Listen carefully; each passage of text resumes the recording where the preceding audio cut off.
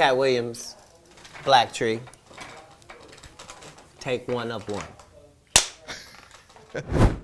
Hey everyone, it's your favorite gossip girl back with some juicy news. Peeling the layers of Hollywood and the entertainment industry could be overwhelming. We might have heard about all these conspiracies, but Katt Williams is getting on point on his reason why he would never sell his soul in this shady industry, unlike what Tyler Perry apparently did.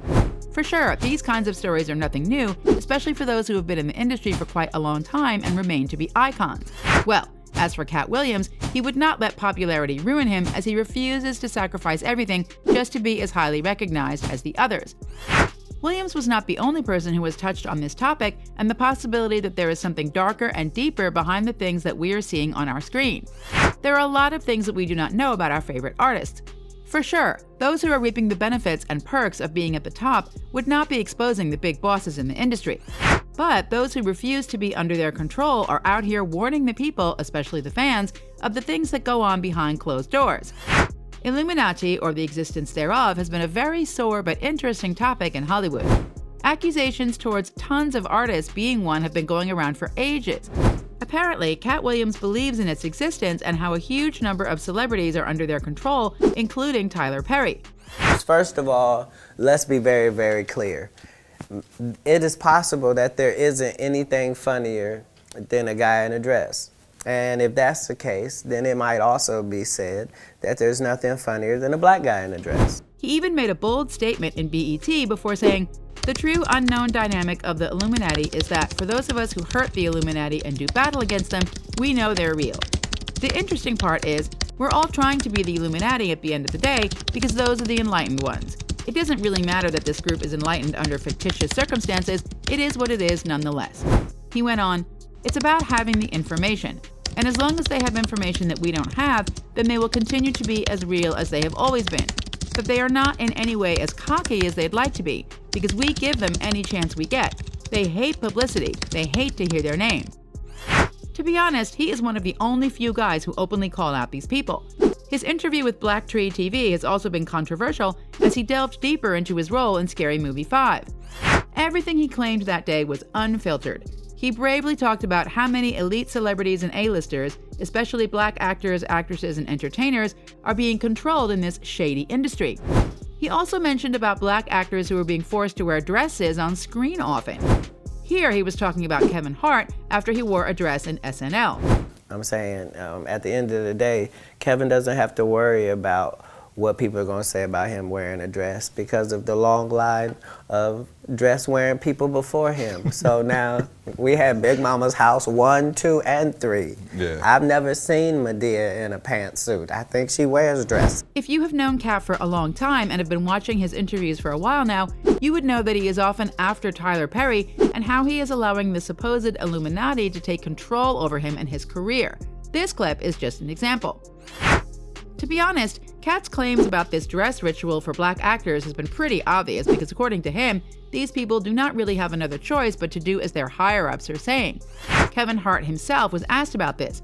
Tyler Perry had been a victim of this dress ritual a couple of times already.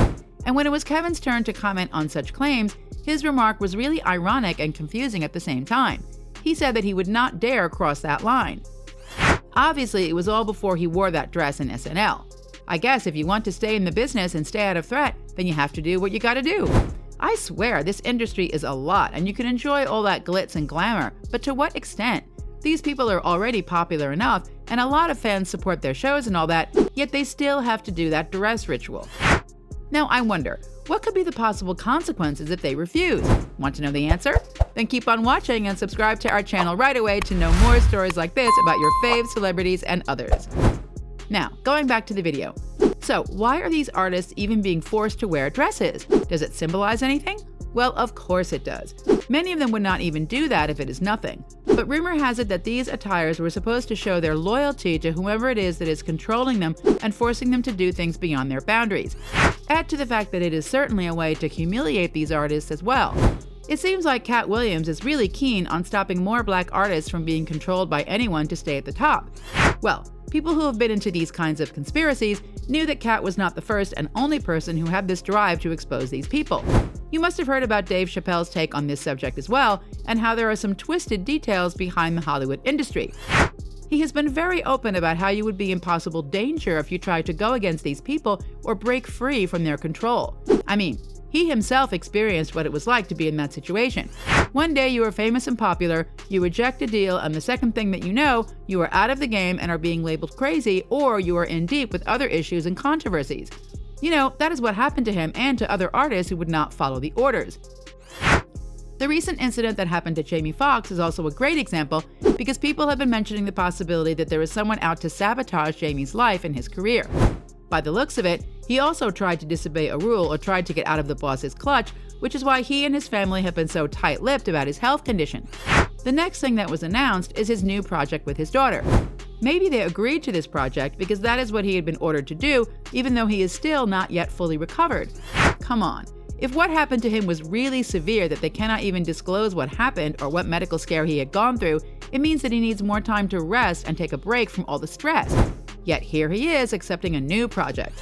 Well, we cannot blame the man. He must have been so afraid of the threat that was sent his way that he cannot do anything else but to follow what he was asked to do. Anyway, going back to Dave Chappelle and how he also mentioned Martin Lawrence's case. The guy's career was doing well until one day he was arrested for casually walking around with a gun in his hand. This also became a hot topic at that time because people who witnessed this incident claimed that Lawrence was shouting something like, "They're trying to kill me." After that, the media surprisingly reported that Martin had that episode because he was not able to take his medication. Talk about gaslighting.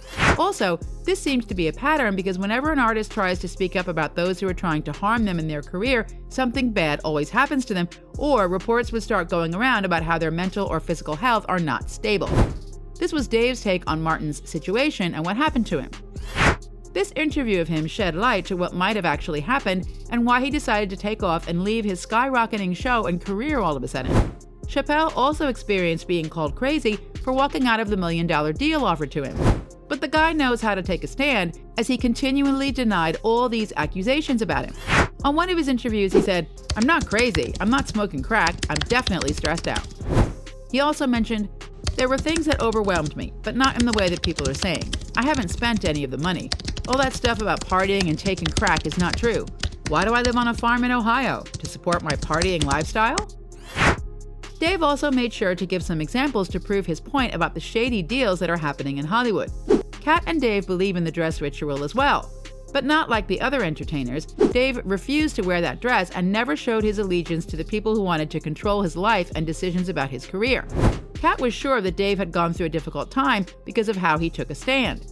Katt knew that Dave tried hard to stay out of that narrative considering how he never budged, even though there are a lot of controversies surrounding him. I bet that by now you are already realizing how dangerous it can be to stay at the top when it comes to the entertainment industry. Thank you for watching, and do not forget to subscribe to our channel, like this video, and click on the notification below to be updated whenever we have a new update. Until next time, stay tuned for more juicy gossip.